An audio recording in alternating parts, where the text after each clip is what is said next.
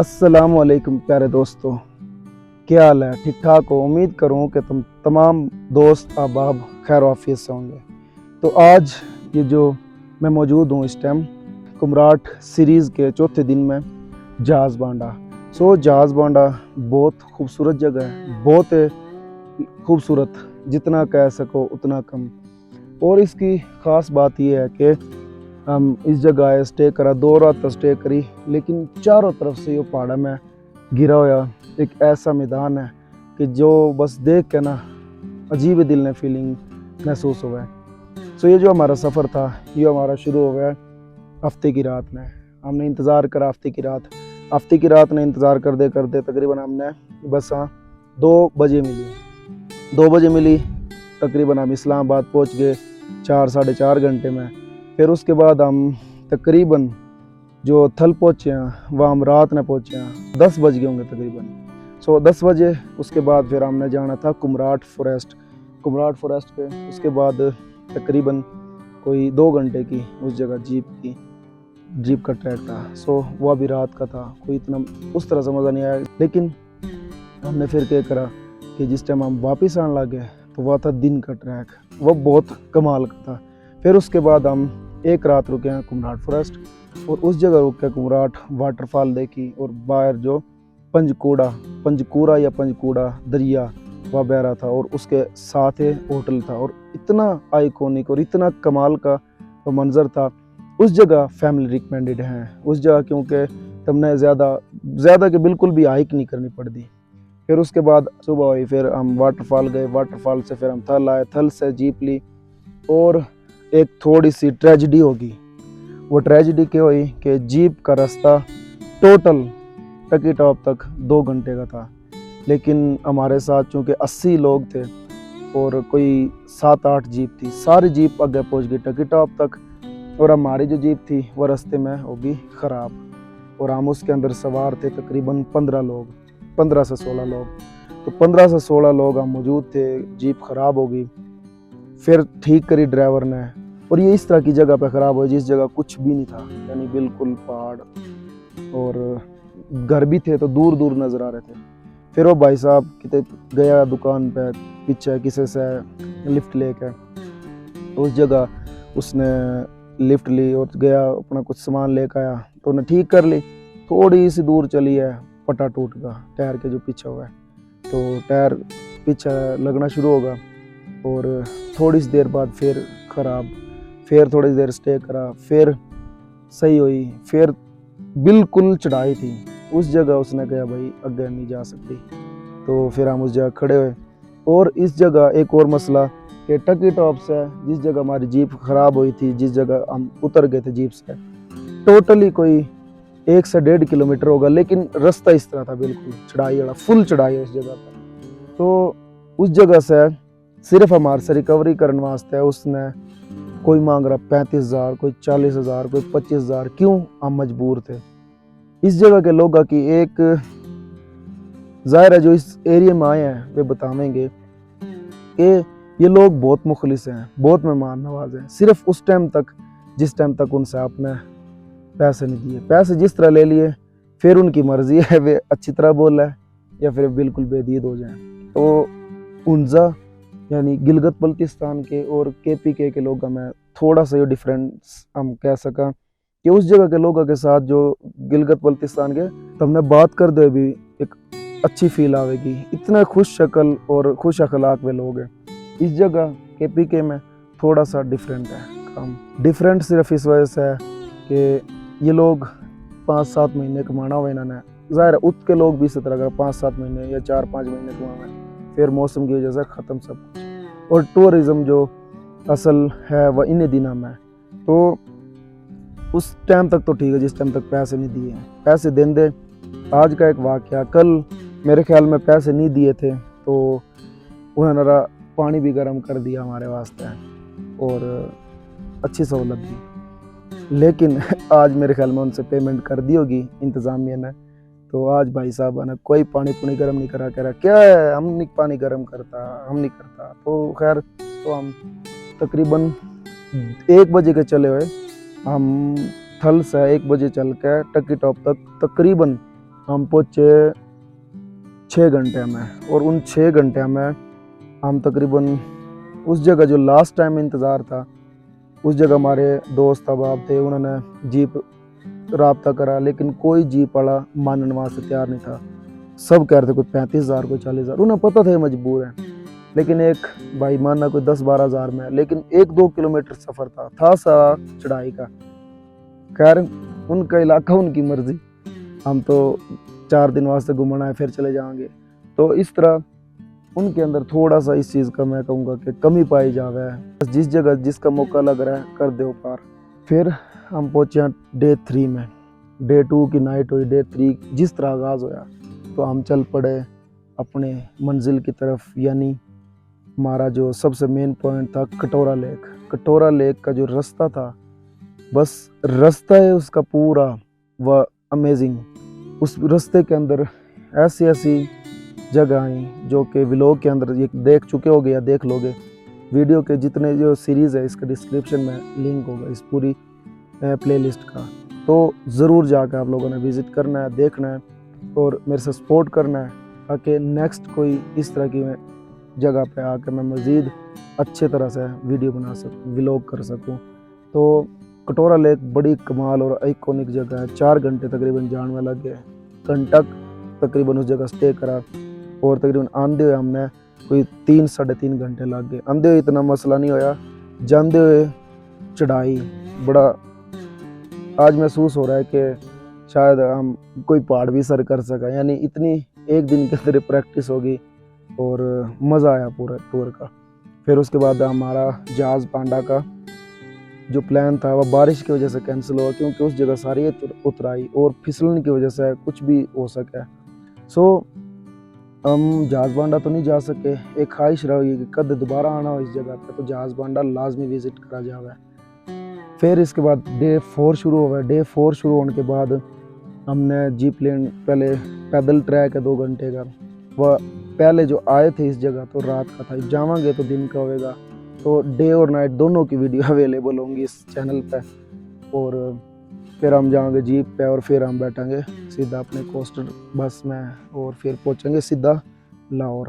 तो ये छोटी सी इस जर्नी की एक यादां जो हम समेट के जा रहे हैं। अच्छा एक्सपीरियंस रहा ओवरऑल अगर ले हो तो।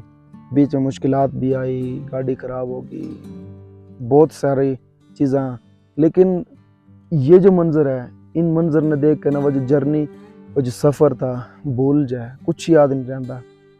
कटोरा लेक हम गए तो रास्ते में मिनी कटोरा लेक आ गए, उसमें कश्ती से पार करना पड़ा।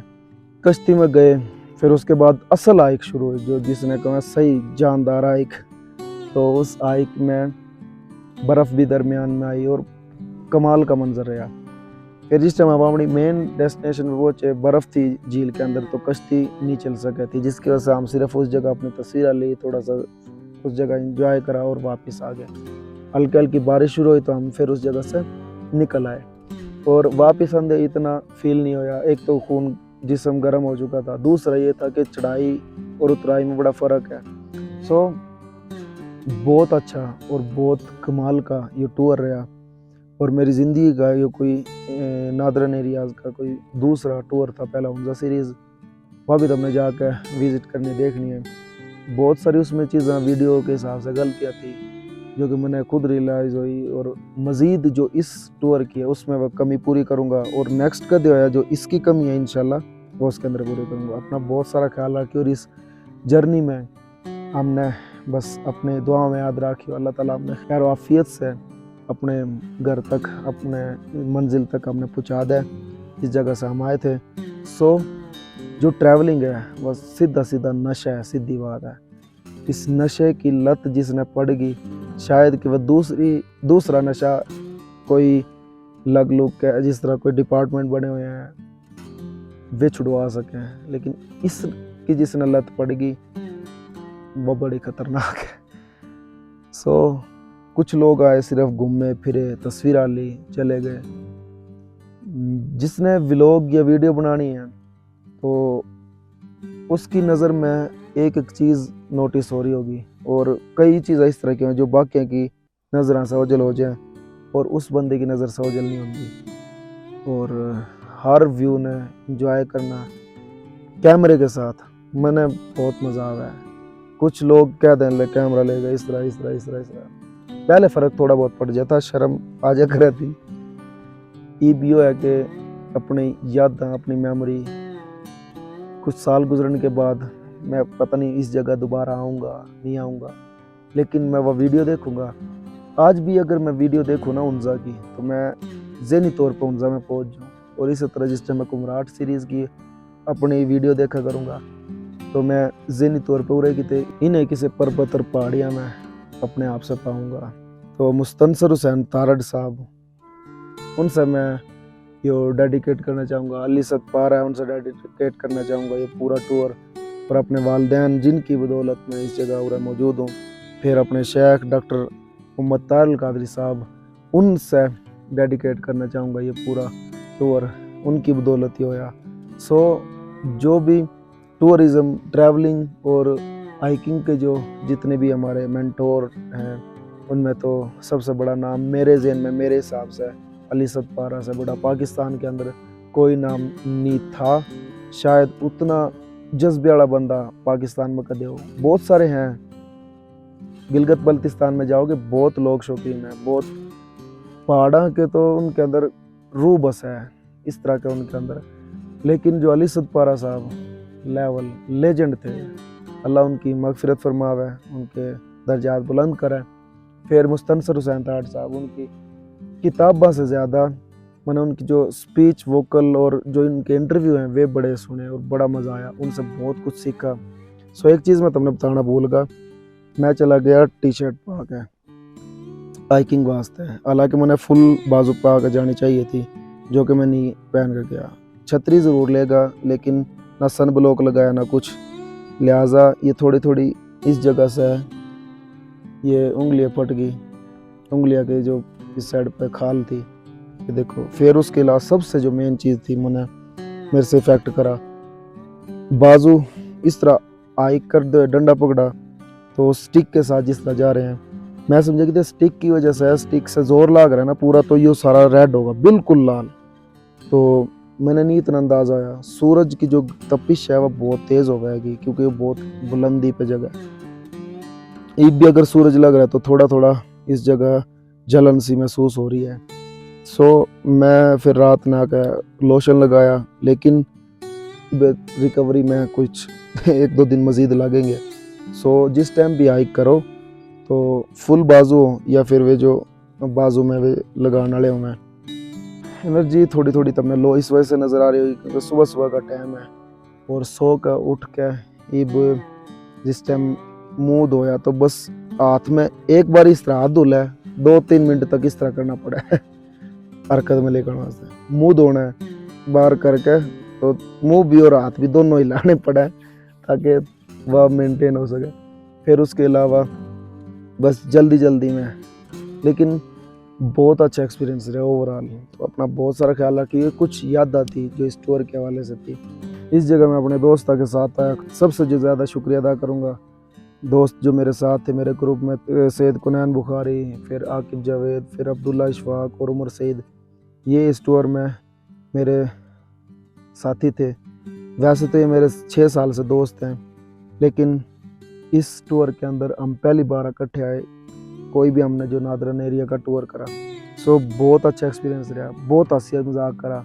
मेरी आवाज़ जो पहले दिन से बैठ रही है वह सिर्फ इन हंसी मजाक की वजह से बैठ रही है। पूरा टूर होगा आवाज़ उस तरह से नहीं हो सकी इस वजह से क्योंकि जिस टाइम हम पहले दिन लाहौर से आए हैं तो बहुत ज़्यादा इंजॉय कर लिया बोल के, यानी कवाली लगा रखी है तो फिर ऊँची सारे ने गाना और बड़ा इंजॉय अच्छा करके है। लेकिन उसके फिर नतीजा ये होगा कि कुमराट पहुँच गए जिस टाइम सुबह आँख खुली तो आवाज़ थोड़ी सी बैठ चुकी थी। और आखिरी पैगाम सबसे आखिरी सबसे लास्ट में जो है इस वीडियो का, कि मेरे से कुछ लोग कह दे कि रांगड़ी में तो क्यों बना भी लोग, तो भाईजान सिंधी बंदा सिंधी बोल सके फ़ख्र महसूस करे, पंजाबी बंदा पंजाबी बोले फ़ख्र महसूस करे, उर्दू स्पीकिंग उर्दू बोले फ़ख्र महसूस करे।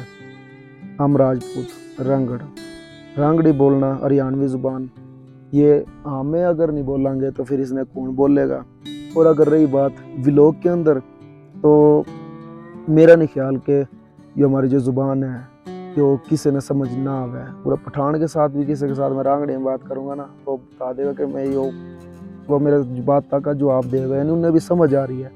तो एक उर्दू स्पीकिंग है, पंजाबी स्पीकिंग है, उसने भी आ जाए। लहजे का हाँ ज़ाहिर फ़र्क है, लेकिन हमें अगर इसने प्रमोट नहीं करेंगे तो कौन करेगा।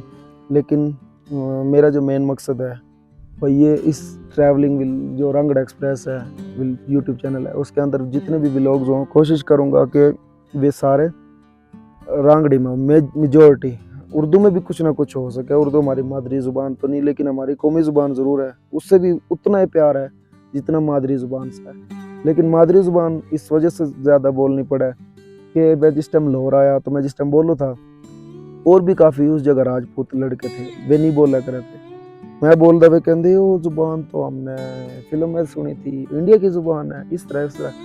तो कहने का मकसद ये हो कि उन्होंने बेसिक उसका भी नहीं पता कि वो भी कोई ज़ुबान पाई जाए दुनिया में। सो मैं बोल लूँ जिस टाइम, तो मेरे साथ कोई उर्दू स्पीकर भी हो ना, वह भी कोई रांगड़ी के लफ्ज़ मेरे साथ बोल दे, जो मेरे साथ कई साल से आएंगे, वे भी मेरे से रांगड़ी में बात कर रहे होंगे। लहजे उनके उस तरह से मैच नहीं होते, लेकिन वे जोड़ तोड़ करके पहुँच जाएंगे। सो अपना बहुत सारा ख्याल रखियो। अगले किसी सीरीज़ में, अगले किसी टूर में मिलेंगे। इस टूर का इतना ही हमारा साथ था, और मैंने दुआ में याद रखियो। और लाइक करो इस वीडियो ने, चैनल ने सब्सक्राइब कर लो, और कमेंट्स में अपनी कीमती राय दो ताकि मज़ीद बेहतरी आ सके। कोई भी कमी, बहुत सारी कमी होंगी इस वीडियो के अंदर, इस व्लॉग्स के अंदर। सो नेक्स्ट जो आवेगा उसके अंदर वे कमी खुद मैं देखूं इस नज़र से कि इसमें क्या बेहतरी लाई जा सके। जितने मेरे पास इक्विपमेंट्स हैं, जो मेरे पास वसाइल है, ज़राए हैं, उसके हिसाब से मैं कोशिश करूँ कि बेस्ट देने की कोशिश करूँ।